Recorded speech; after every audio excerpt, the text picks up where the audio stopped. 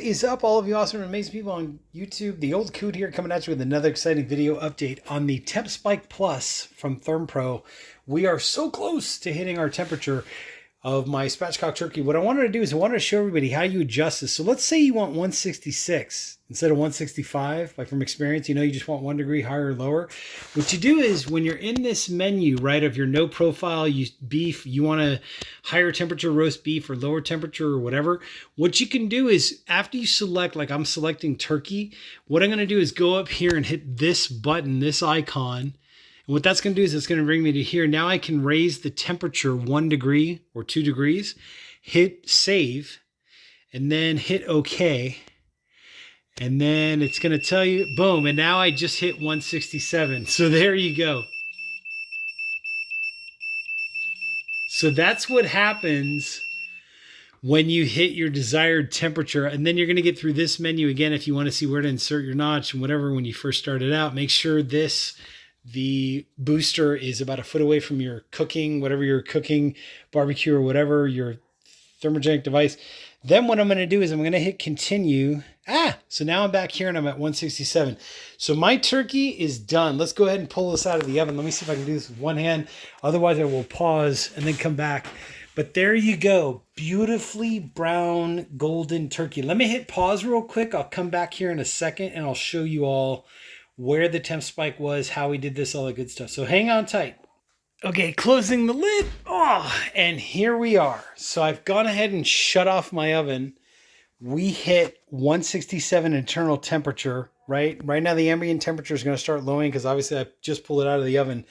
But there is my 10-pound spatchcock turkey. And as you can see, that's where the probe is. It's in the thickest part of the breast, aiming for juicy, tender, delicious turkey. Now, here's where most people screw this up. Do not remove the probe.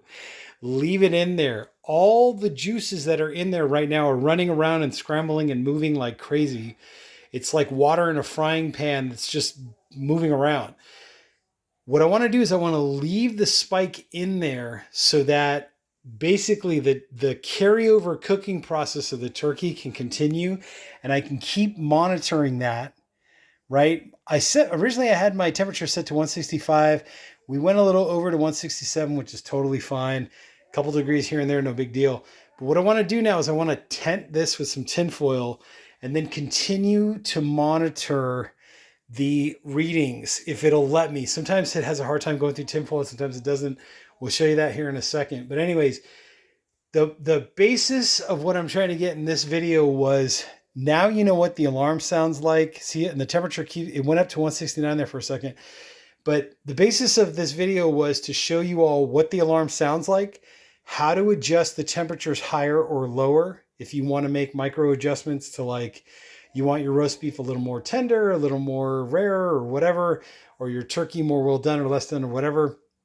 But one key factor is do not remove that probe. Let it stay in there for at least about 5 or 10 minutes.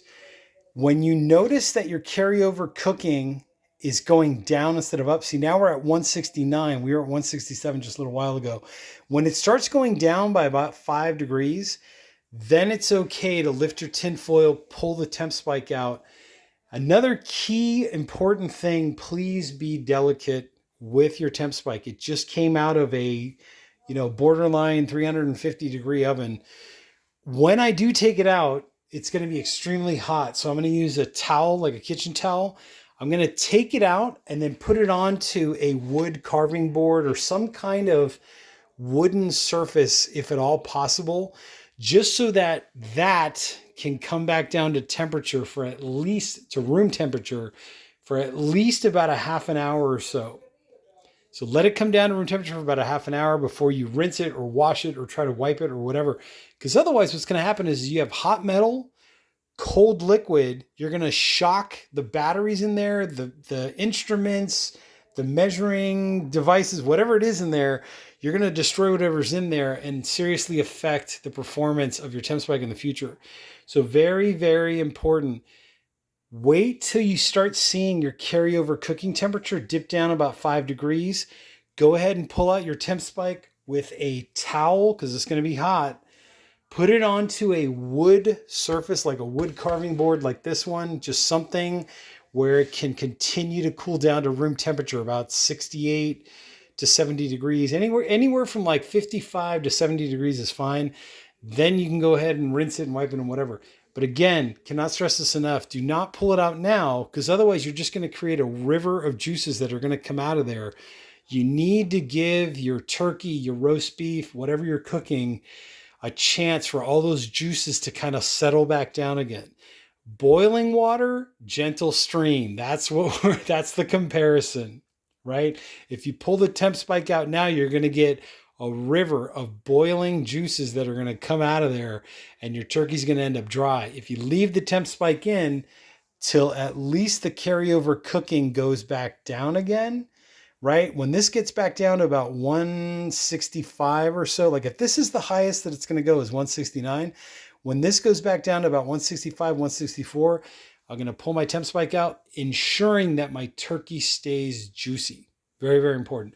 So with that being said, I'm going to go ahead and tent this with some tin foil, wait about 5 or 10 minutes, and then basically we're done. But basically, that's it. I couldn't have asked for a better spatchcock turkey.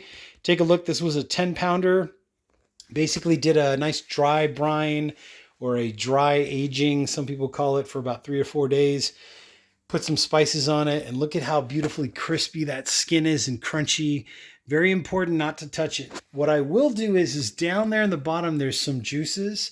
What I'm going to do is after I carve this up, I'm going to put the turkey back into the juices to kind of let everything be copacetic with each other. That'll give a nice sheen to it, a nice glossy coating. Make it table presentable. We're going to do that on this beautiful carving board. Stay tuned for future videos. With that being said, this company is amazing for letting me know what's going on inside of my spatchcock turkey. Next time I'll do a roast beef. Same process. We'll show you that video. TempSpike Plus, ThermoPro, definitely gets a like and a thumbs up. Hopefully you're liking and giving a thumbs up to this video. Also down there, make sure to hit the subscribe button if you like what you're seeing. There are some cool products in the description section, namely this one. I'll put this one at the top of the list down there in this video, so make sure to check that out. I'm the Old Coot, and I will catch you all in the next exciting video review.